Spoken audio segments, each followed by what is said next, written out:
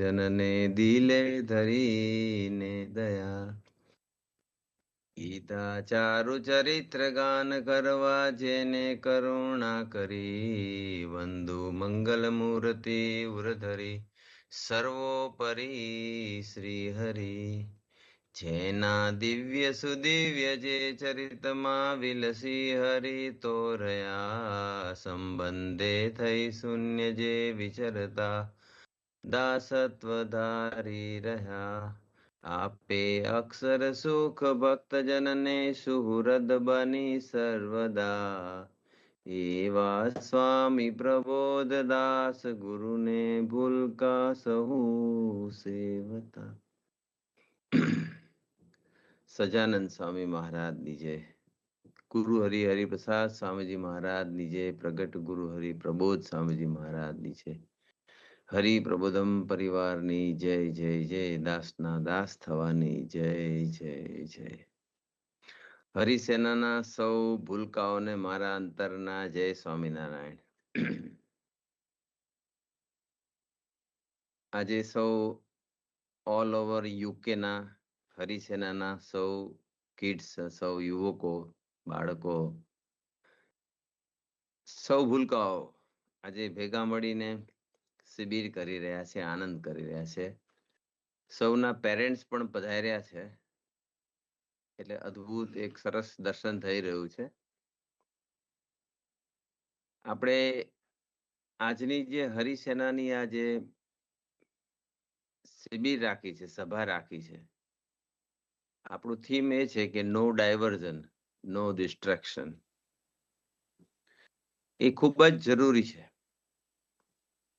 આપણે સૌ અભ્યાસ કરીએ છીએ, આપણા મા બાપ આપણને અભ્યાસ કરાવડાવે છે, આપણા માટે બધો ભોગ આપે છે.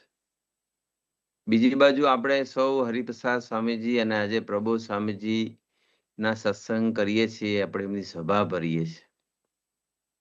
આપણા સૌના જીવનમાં એટલો વિચાર તો હોવો જોઈએ કે મારે મારા પેરેન્ટ્સને, મારા ગુરુને, મારા ભગવાનને મારે પ્રાઉડ ફીલ થાય એવું જીવન જીવી લેવું છે. આપણે સૌ હરિપ્રબોધમ પરિવાર સાથે જોડાયેલા છીએ. હરિપ્રબોધમ પરિવારનો આપણને લાભ મળે છે, એનું ગાઈડન્સ મળે છે.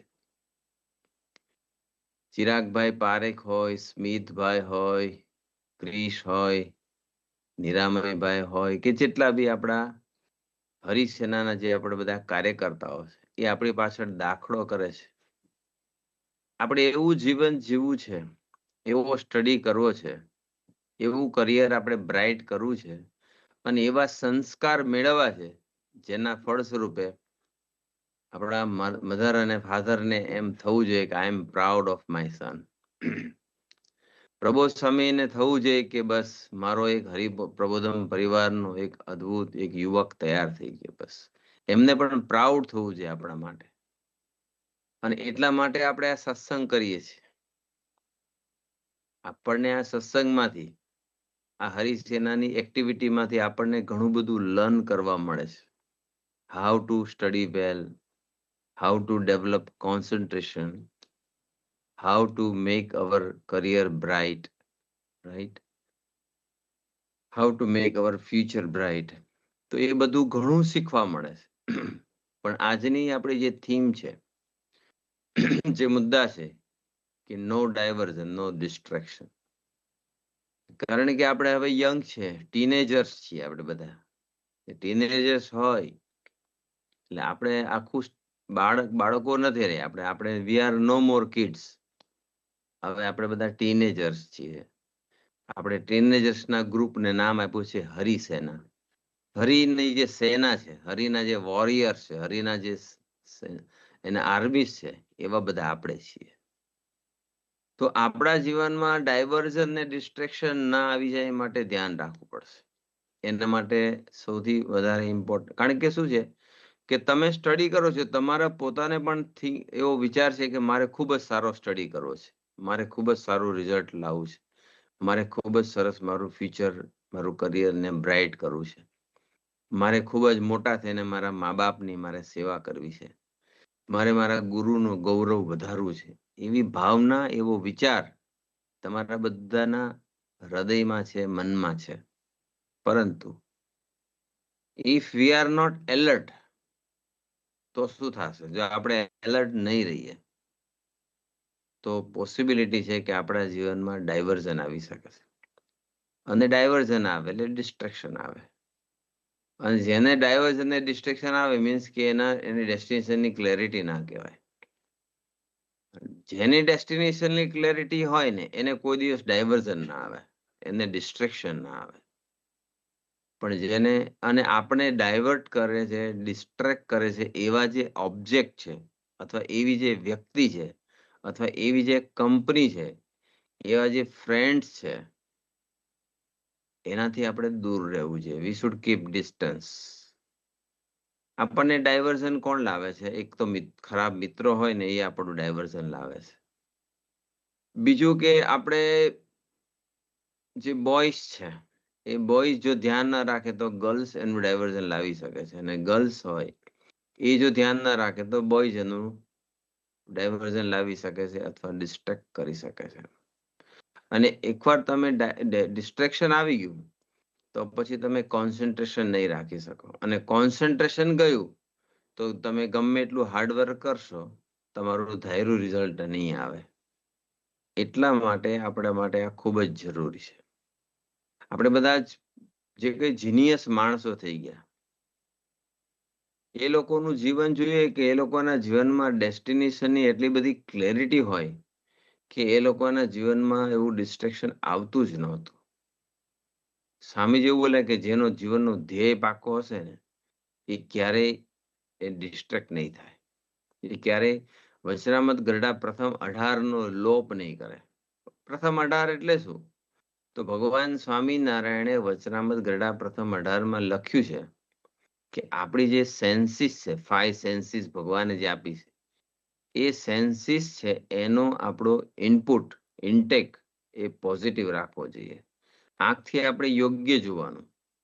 આજે તમે બધા મોબાઈલ યુઝ કરો છો, કમ્પ્યુટર યુઝ કરો છો, લેપટોપ યુઝ કરો છો, ઇન્ટરનેટ એક્સેસ છે, અને આપણે જો એલર્ટ ન રહીએ અને ગમે તેવું બધું આપણે જોયા કરીશું, સોશિયલ મીડિયા હોય કે બધી ગમે તેવી વેબસાઇટ્સ હોય, ગમે તેવી એપ્લિકેશન હોય, તો આપણું જરૂરથી ડિસ્ટ્રેક્શન આવશે, જરૂરથી. અને અત્યારે શું છે કે નવું નવું હોય ને બધું જાત જાતનું.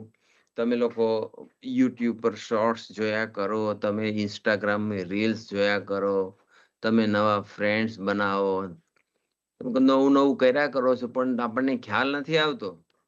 હમણાં એક સર્વે થયો છે કે હવે વર્લ્ડમાં લોકો કંટાળ્યા છે આનાથી, અને 10% અત્યારે લોકો એ સોશિયલ મીડિયાનો ઉપયોગ ઘટાડવા માંડ્યા છે, અને સૌથી વધારે યંગસ્ટર્સ ઘટાડી રહ્યા છે. કારણ કે યંગસ્ટર્સને ખબર પડી ગઈ કે આ બધું જ નકામી વસ્તુ છે, એટલે હવે એ લોકો કંટાળીને બંધ કરવા માંડ્યા છે. તો બીજી બાજુ આપણે બધા જો એ વધારીશું તો એ આપણા માટે ઠીક નથી. કારણ કે એકનું એક દ્રશ્ય, એકની એક એડ, એકની એક બધી જાહેરાત ને બધું દિવસમાં 5, 7, 10 વખત એકનું એક જોવાનું થાય છે. લોકો કંટાળ્યા છે. જે લોકો બહુ જોતા હતા એ લોકો હવે પીછેહટ કરવા માંડ્યા છે. એક સર્વે એવો થયો 10% જેટલું ડિક્રીઝ થયું છે વર્લ્ડમાં. તો આપણે બધાએ તો વર્લ્ડ પાછા વળવા માંડ્યું છે, તો આપણે તો વહેલા પાછા વળવું જોઈએ. અને જો પાછા નહીં વળીએ અને આમાં ટાઈમ બગાડીશું તો આપણું કરિયર બગડશે, બહુ ડિસ્ટ્રેક્શન આવી જશે. પછી અત્યારે આપણી યુવાની હોય અને યુવાનીમાં આપણે બધા હવે યુવાન થવા માંડ્યા, બધા ટીનેજર્સ થઈ ગયા, એટલે ડેફિનેટલી પછી અને આપણી જ એજના બીજા બધા આપણા ફ્રેન્ડ્સ હોય કે આપણા બધા જે ક્લાસમેટ હોય કે સ્કૂલમેટ કે કોલેજમેટ હોય, તો એ લોકો બધા જ ફ્રેન્ડ્સ બનાવતા હોય, ગર્લફ્રેન્ડ બનાવતા હોય, અને પછી એ લોકોને ડિસ્ટ્રેક્શન આવતું હોય છે, અને આપણે પછી એવું વિચારીએ કે આ લોકો કરે છે તો હું બી કરું, અને આપણે પછી કરવા જઈએ અને પછી આપણો બહુ જ ડિસ્ટ્રેક્શન આવે છે, અને એની સીધી અસર આપણા રિઝલ્ટ ઉપર આવે છે. અને આપણું રિઝલ્ટ બગડે છે એટલે મા બાપ દુઃખી થાય છે. એને એમ થાય કે હું મારા દીકરા માટે આટલી બધી સ્કૂલની ફી, યુનિની ફી કે ટ્યુશનની ફી કે ક્લાસીસની ફી કે કંઈ પણ હોય, તો એ બધું ખર્ચ કરે છે આપણા પાછળ, અને દિવસે દિવસે આપણું રિઝલ્ટ બગડે તો એ દુઃખી થાય ને. આપણે આપણા મા બાપને દુઃખી નથી કરવા, ડિસએપોઇન્ટ નથી કરવા, આપણે એમને નિરાશ નથી કરવા, એમને ખુશ કરવા છે. આપણે ગુરુ હરિ પ્રબોધ સ્વામીજીને આપણે ખુશ કરવા છે, રાઈટ? એટલા માટે આપણે બધા બહુ એલર્ટ રહેવું પડશે. ભગવાન બુદ્ધ હતા, એ ભગવાન બુદ્ધને એક વાણિયો હતો, તો એ એના ઘરે લઈ ગયો પધરામણી કરવા માટે. ભગવાન બુદ્ધે પધરામણી કરી. પછી ભગવાન બુદ્ધને કીધું કે મારે તમને આજે દૂધપાક જમાડવો છે, તો તમે ગ્રહણ કરશો? ભગવાન બુદ્ધે હા પાડી. એટલે ભગવાન બુદ્ધ એના ઘરે બેઠા હતા, પછી એ વાણિયો દૂધ લેવા આમ ગયો, દૂધપાક બનાવ્યો છે, પછી એ લઈને આવ્યો. અને પછી આ બાજુ ભગવાન બુદ્ધ છે ને, બોલતા ઓછું હતા, પણ એ બહુ અદ્ભુત મેસેજ આપતા હતા, નાની નાની બાબતમાં શીખ બહુ આપતા હતા. એટલે ભગવાન બુદ્ધે પછી છે ને એમને એક કમંડળ હતું, એ કમંડળની અંદર ધૂળ અને કાંકરા ને બધું નાખી અને મૂકી રાખ્યું. થોડી વારમાં પછી પેલો જયારે આવ્યો વાણિયો દૂધ લઈને કે દૂધપાક લઈને, એટલે પછી એમને કીધું કે લો, હું તમારા માટે લાવ્યો છું, તો તમે ગ્રહણ કરો. એટલે કમંડળ ધર્યું, તો કમંડળમાં જ્યાં નાખવા જાય છે, તો અંદર તો ધૂળ હતા, કાંકરા હતા, માટી હતી બધી. એટલે એ કીધું કહલા વાણિયો કે પ્રભુ, તમે આમાં હું દૂધ નાખીશ તો બધું બગડી જશે કે. એટલે એના તમે આ બધું કાઢી નાખવું પડશે, ક્લીન કરવું પડશે, પછી હું દૂધ આપું તો એ દૂધ સારું રહેશે ને તમે પી શકશો. એટલે ભગવાન બુદ્ધે પછી બધું કાઢી નાખ્યું, લૂછી કાઢ્યું, પછી આપ્યું દૂધ, પછી ગ્રહણ કર્યું. એટલે પછી ભગવાન બુદ્ધને એને પ્રાર્થના કરી કે તમે મને સાચું જ્ઞાન આપો, મને તમારું સાચું સુખ આપો. ત્યારે ભગવાન બુદ્ધે કીધું કે જેવી રીતે આ કમંડળમાં ધૂળ કાંકરા ને બધું હતું, અને એમાં જો તે દૂધ નાખ્યું હોત તો મને કોઈ કામમાં ન લાગે, એવી રીતે તારા અંતરની અંદર જે કચરો જાય છે, એ કચરો નાખવાનું બંધ કરીશ ને, તો જ મારું જ્ઞાન તને કામ લાગશે ને, તો જ તને સુખ આવશે. એમ આપણા અંતરમાં બધો કચરો જે જાય છે, એ આપણા આંખ, કાન અને જીભથી જાય છે. આંખથી આપણે ગમે તેવું જોઈએ, આપણે ગંદુ ગંદુ જોઈએ અથવા ન જોવાનું જોઈએ, કાનથી આપણે ન સાંભળવાનું સાંભળીએ, જીભથી આપણે ન ખાવાનું ખાઈએ અને ન બોલવાનું બોલીએ. એ રીતે આપણા અંતરાત્મા ઉપર કચરો જાય છે. અને એ કચરો છે ને, એ પછી એને લઈને નેગેટિવ ઇન્ટેક હોય એટલે નેગેટિવ થોટ્સ આવે. નેગેટિવ થોટ્સ આવે એટલે આપણે ડિસ્ટર્બ થઈએ, આપણે ડિસ્ટર્બ થઈએ એટલે આપણું કોન્સન્ટ્રેશન જાય, આપણું કોન્સન્ટ્રેશન જાય એટલે આપણે હાર્ડવર્ક કરીએ તો પણ સારું રિઝલ્ટ ના આવે. ભગવાન સ્વામિનારાયણ ભુજમાં હતા, અને ભુજની અંદર ફૂલદોલોત્સવ કર્યો, એક એક એક સમયો કર્યો. સમયો કરી અને પછી દૂર દૂરથી બધા ભક્તો આવ્યા હતા, બધા ભક્તો લાભ લઈ અને પછી બધા ઘરે જતા હતા. ત્યારે ભગવાન સ્વામિનારાયણના છેલ્લા દર્શન કરીને રજા લેતા હતા, ત્યારે બધાએ ભગવાન સામે કીધું કે પ્રભુ, તમે અમારા પર બસ દયા રાખજો. ત્યારે ભગવાને પણ કહ્યું કે ભગવાન સ્વામિનારાયણ પણ બોલ્યા કે હા સારું, પણ તમે પણ અમારા પર દયા રાખજો. એટલે બધા આમ પગે લાગીને પછી નીકળી ગયા. જ્યારે નીકળ્યા, ભુજની અંદરથી બહાર નીકળતા હતા, પાદરે પહોંચ્યા, ત્યારે એમને એમ થયું કે સાલું ભગવાને આપણને કેમ આવું કહ્યું કે દયા રાખજો. આપણે તો દયા રાખીએ, આપણે પ્રાર્થના કરીએ તો આપણા ભગવાન છે, આપણે એને પ્રાર્થના આવી કરી શકીએ, પણ એમણે કેમ કર્યું હશે આપણને? બધા કે હા, એ બી કીધું તો ખરું, પણ સમજણ ના પડી કે ભગવાન કેમ આવું બોલ્યા હશે. એટલે પછી બધા કે આપણે પૂછી લઈએ, તો કે ચાલો પાછા જઈએ. એટલે બધા પાછા આવ્યા અને ભગવાન સ્વામિનારાયણને કીધું કે પ્રભુ, તમે આવું કેમ બોલ્યા? અમે તો બોલીએ, અમે તો તમારા ભક્ત છીએ, અમે તો જીવ છીએ, અમે તો બહુ નાના છીએ, અને તમારે તો અમારા પર દયા રાખવાની હોય, પણ તમે કેમ આવું બોલ્યા કે તમે અમારા પર દયા રાખજો? તમારે આવું શા માટે બોલવાની જરૂર હતી? તો એની પાછળનું શું કારણ છે? ત્યારે ભગવાન સ્વામીએ કીધું કે જો આ તમારી આટલી કાયા છે, લાઈક 5-6 ફૂટની કાયા છે, એમાં એક આટલું નાનકડું એક હૃદય છે, મુઠ્ઠીભર, અને એ હૃદયની અંદર કે અમે બેઠા છીએ કે, પણ તમે જો અંદર એ હૃદયની અંદર તમે જો આંખ, કાન, જીભથી બધો કચરો નાખશો, ગંદકી નાખશો તમે, તો એ ગંદકી અમારા પર પડશે ને, તો અમે તમારા હૃદયમાં રહી નહીં શકીએ, કે અમારે નીકળી જવું પડશે બહાર. એટલે તમે દયા મારી પર એવી રાખજો કે અમે તમારા હૃદયમાં બેઠા હોઈએ ત્યારે તમારી ઇન્દ્રિયોથી અંદર મારા હૃદયમાં તમારા હૃદયમાં કચરો નાખીને મારા ઉપર કચરો નહીં નાખતા, નહીં તો મારાથી રહેવાશે નહીં અંદર. એટલા માટે હું તમને કહું છું કે તમે દયા રાખજો. તો એમ ભગવાન આપણને કહે છે કે તમે તમારી આંખ કાન જીભ પોઝિટિવ રાખો. પોઝિટિવ રાખશો, આંખ કાન જીભ પોઝિટિવ રહે તો જ ભગવાન અંદર રહે. આપણા આંખ કાન જીભ પોઝિટિવ રહેશે તો જ વિચારો શુભ આવશે. આપણા આંખ કાન જીભ પોઝિટિવ હશે તો જ આપણું કોન્સન્ટ્રેશન રહેશે, તો જ આપણે ફૂલી ફોકસ્ડ રહી શકીશું, અને તો જ ડિસ્ટ્રેક્શન કે ડાયવર્ઝન નહીં આવે. એટલા માટે એક વસ્તુનું ધ્યાન આપણે આ એક ખાસ રાખવાનું છે કે આપણે આખા, મને બરાબર યાદ છે કે આ જ મંદિરમાં, હરિસુમિરન મંદિરમાં 2 વર્ષ પહેલા ગુરુ હરિપ્રબોધ સ્વામીજીના સાનિધ્યમાં સભા થઈ હતી. ત્યારે કદાચ ખાલી નોર્થ લંડનના હરિસેનાના દીકરાઓ હતા, કદાચ સાઉથ ઈસ્ટ કે મિડલેન્ડના નહીં હોય. આજે બધા જ ભેગા થયા છે. ત્યારે પ્રબોધ સ્વામીજીએ આ વાત કરી હતી કે નો ડાયવર્ઝન, નો ગર્લફ્રેન્ડ. અત્યારે કોઈએ ગર્લફ્રેન્ડ બનાવવાની નહીં. તમે અત્યારે જો ગર્લફ્રેન્ડ બનાવશો તો એની સાથે ચેટ કરવું, એની સાથે ડેટ કરવું, એની સાથે વાતો કરવી, અને એમાં તમારો કેટલો સમય બગડશે, તમારું કેટલું બધું ડિસ્ટ્રેક્શન આવી જશે, અને તમારું રિઝલ્ટ ઉપર ડેફિનેટલી અસર થશે. પછી આપણો સ્ટડી પૂરું થાય, યુનિમાં આવી જઈએ, ભણવાનું પૂરું થાય, પછી તો તમારું જો રિઝલ્ટ સારું હશે, તમારું ફ્યુચર સારું હશે, તમારું ગુડ જોબ કે ગુડ પેકેજ હશે, તો બધા દોડતા દોડતા આવશે તમારી પાસે. અત્યારનો ટાઈમ પરફેક્ટ નથી. અત્યારનો એવો ટાઈમ નથી કે તમે જે આપણા જે દીકરાઓ છે એ ગર્લફ્રેન્ડ બનાવે, જે દીકરી છે એ બોયફ્રેન્ડ બનાવે, તો ડેફિનેટલી ડિસ્ટ્રેક્શન આવવાનું જ છે, અને એની અસર ખૂબ થશે.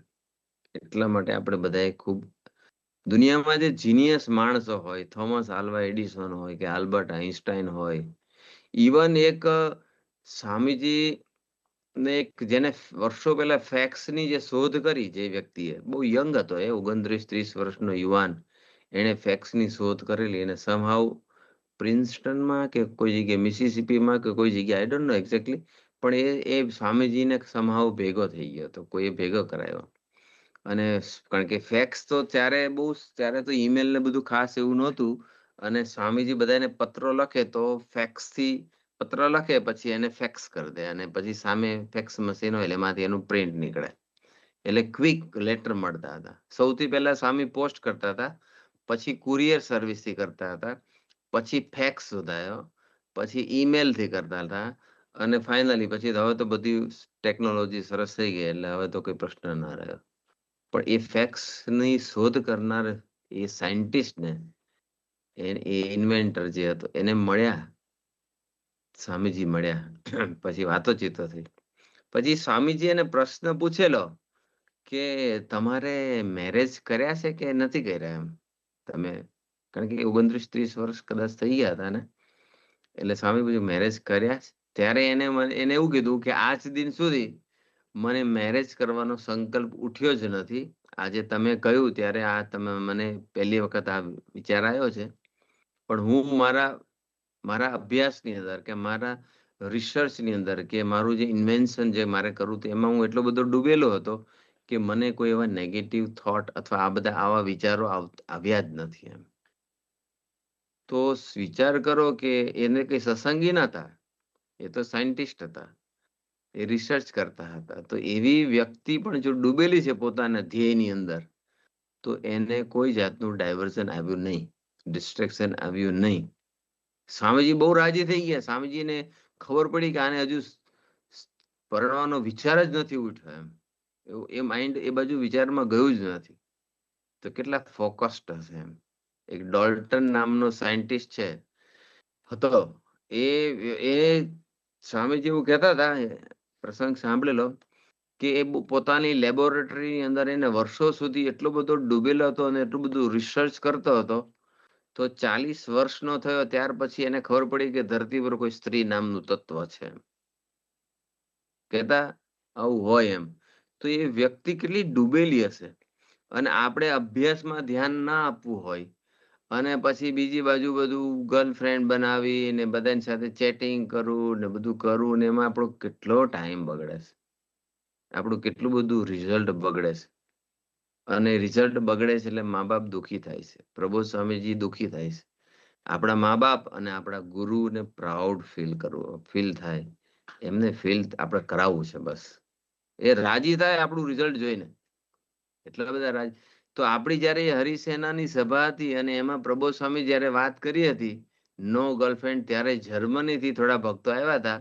એમાં અમન કરીને જે દીકરો છે એનું આમ મક્ષ નામ હતું, પણ એ તો સત્સંગમાં આવ્યા પછી એનું અમન પડ્યું, પણ ઓરિજિનલી એ જર્મન છોકરો ત્યાંનો.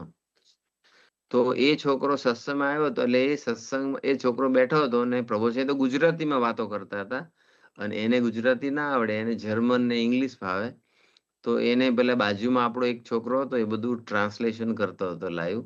ત્યારે એને સાંભળ્યું, ત્યારે એને સંકલ્પ કર્યો, એને એનો હેન્ડ રેઝ કર્યો કે હું જ્યાં સુધી મારો અભ્યાસ સંપૂર્ણ પૂરો નહીં થાય, મારી કોલેજ કે મારું માસ્ટર પૂરું નહીં થાય, ત્યાં સુધી હું ગર્લફ્રેન્ડ નહીં કરું, એવું એને પ્રોમિસ આપ્યું.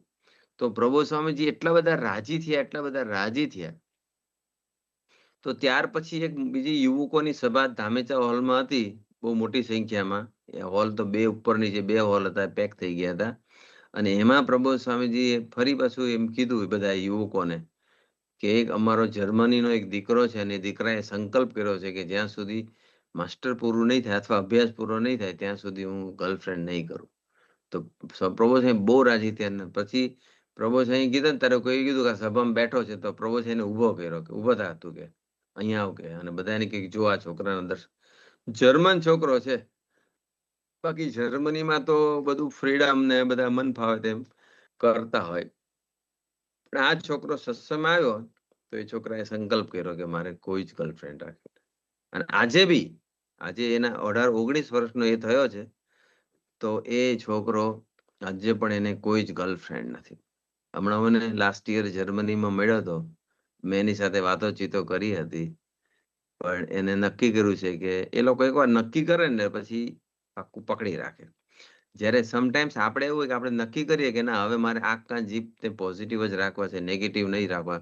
મારે જેવી તેવી વેબસાઇટ કે જેવી તેવી બધી સોશિયલ મીડિયાના બધા પ્લેટફોર્મ જે બધું હોય ત્યાં બધું જાત જાતનું ફેસબુક હોય કે પછી આ બધું બધી યુટ્યુબની શોર્ટ્સ હોય કે ઇન્સ્ટાગ્રામની રીલ્સ હોય.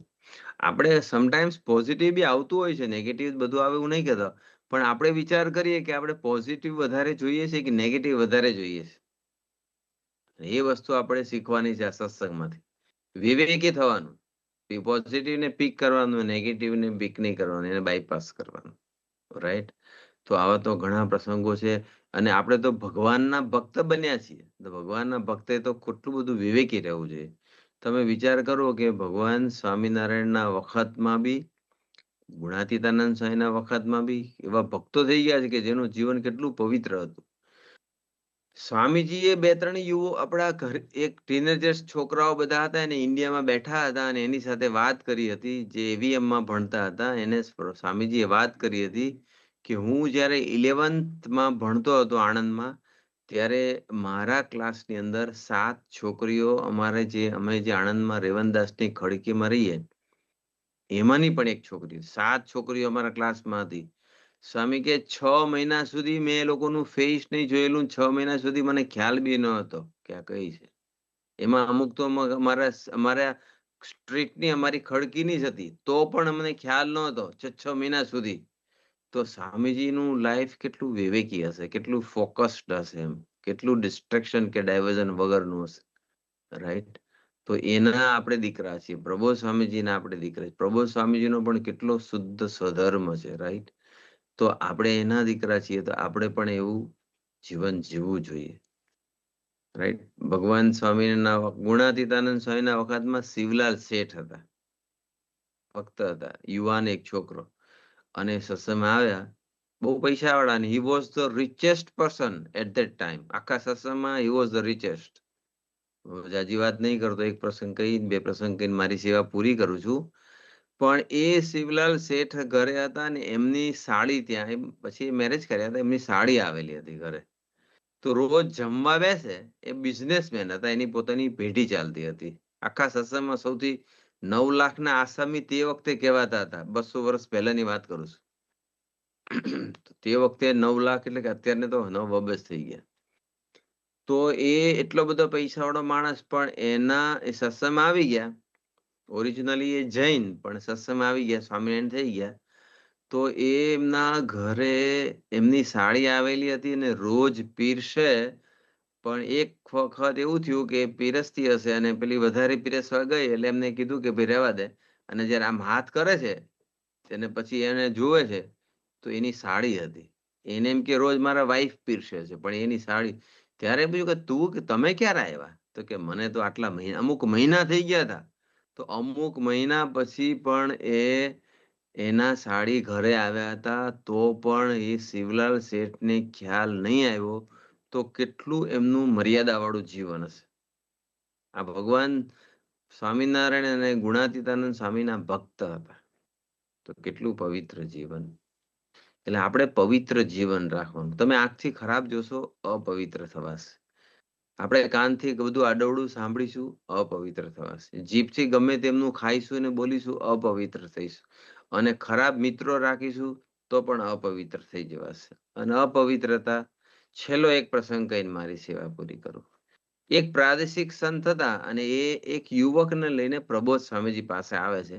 યુવક હતો, એ ભણી લીધું હતું અને જોબ કરતો હતો. કુરિયર સર્વિસમાં એની જોબ હતી. એટલે એને પછી પ્રાદેશિક સંતે વાત કરી કે પ્રભુ સ્વામીજી, આ યુવક છે, એનું માઇન્ડ બહુ, એમાં બધા બહુ છે, એને બધા વિચારો ખરાબ આવે છે અને બધું ડિસ્ટ્રેક્શન ખૂબ આવે છે અને એ બધું ભૂલી જાય છે. કુરિયર સર્વિસમાં છે તો કુરિયર સર્વિસમાં બધું ભૂલી જાય છે. કયું પાર્સલ કોનું છે ભૂલી જાય છે. એને બાઈક ક્યાં પાર્ક કરી એ બી ભૂલી જાય છે. રાત્રે ઊંઘ આવતી નથી, ઊંઘમાંથી ઝપકીને જાગી જવાય છે. થોટ્સ બધા ખરાબ આવે છે અને હાથ બધું શરીર ધ્રુજી જાય છે. આવું બધું બહુ થાય છે. તો કંઈક તમે આશીર્વાદ આપો ને, બધું સરસ થઈ જાય. પ્રબોધ સ્વામીજીએ પ્રશ્ન પૂછ્યો કે તને શું લાગે છે, આવું કઈ થાય છે એનું તને શું કારણ લાગે છે? તો એને કીધું કે પ્રભુ, મને એવું લાગે છે કે મારું કોઈ ભૂંડું પ્રારબ્ધ હશે અને એ પ્રારબ્ધને લઈને મારે આજે આવી પરિસ્થિતિ થાય છે.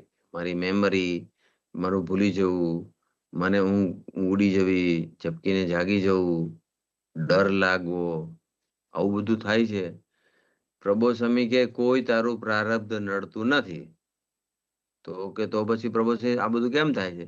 ત્યારે પ્રબોધ સ્વામીજી એવું કીધું કે તારા જીવનમાં પવિત્રતા નથી.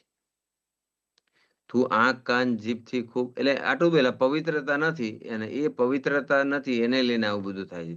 ત્યારે દીકરાએ તરત જ કન્ફેસ કર્યું કે હા પ્રભુ સાહેબ, મારા જીવનમાં પવિત્રતા નથી, કે મારા આંખ કાન જીભ બહુ ગંદા છે, હું બધું બહુ આંખ કાન જીભથી બધું ખરાબ જોઉં છું ને ખરાબ બધું કામ કરું છું. એવું બધું મારાથી બહુ ભૂલ થાય છે. બસ પછી કે મારે શું કરવું જોઈએ? પછી પ્રભુ સાહેબ કીધું કે આપણે હવે આંખ કાન જીભ પોઝિટિવ રાખવાના. સ્વામીજીને એવું ગમે છે, એવું સ્વામી એમાં રાજી થતા હતા. આંખ કાન જીભ પોઝિટિવ રાખવાના, પવિત્ર જીવન જીવવાનું. અને કદાચ કોક દિવસ તું નપાસ થઈ ગયો તો એ દિવસે દિલથી ભજન કરીને ભગવાન પાસે બળ માગી લેવાનું કે હે મહારાજ ને હે સ્વામી, મારાથી આજે આવું ભૂલ થઈ છે, મારાથી આજે કંઈક ન કરવાનું કરી લીધું છે, ન જોવાનું મેં જોઈ લીધું છે, ન સાંભળવાનું સાંભળી લીધું છે, ન ખાવાનું ખાઈ લીધું છે, ન બોલવાનું બોલી કાઢ્યું છે મેં.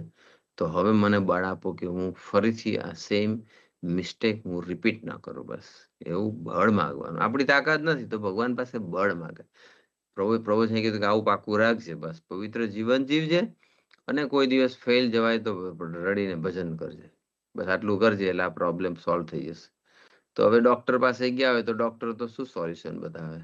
આ દવા લેજે, પેલી દવા લેજે, આમ કરજે તેમ કરજે. પરફેક્ટ ડાયગ્નોસિસ ન થાય તો શું સાચી ટ્રીટમેન્ટ કેવી રીતે થાય? પણ એટલે કહેવાનો મતલબ એટલો જ છે કે આપણું જીવન પવિત્ર જીવન જીવી લેવું છે. આપણે બધા આપણે આંખ કાન જીભ પોઝિટિવ રાખવા છે. આપણે મિત્રો સારા રાખવા છે.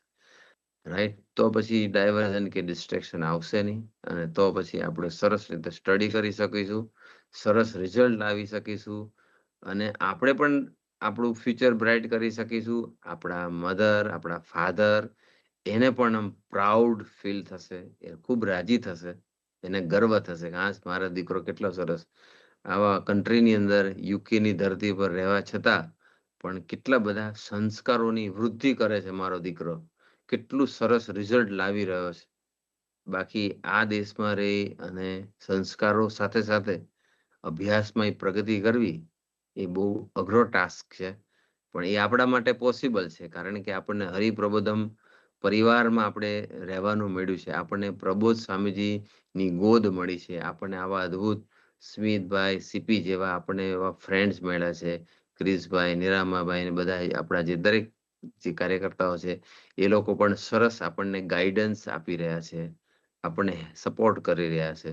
તો આજના શુભ અને મંગલકારી દિવસે ભગવાન સ્વામિનારાયણ, ગુરુ હરિ સ્વામીજી અને પ્રબોધ સ્વામીજીના ચરણોમાં પ્રાર્થના કે તમારું જીવન તો કેટલું બધું પવિત્ર જીવન હતું ને છે.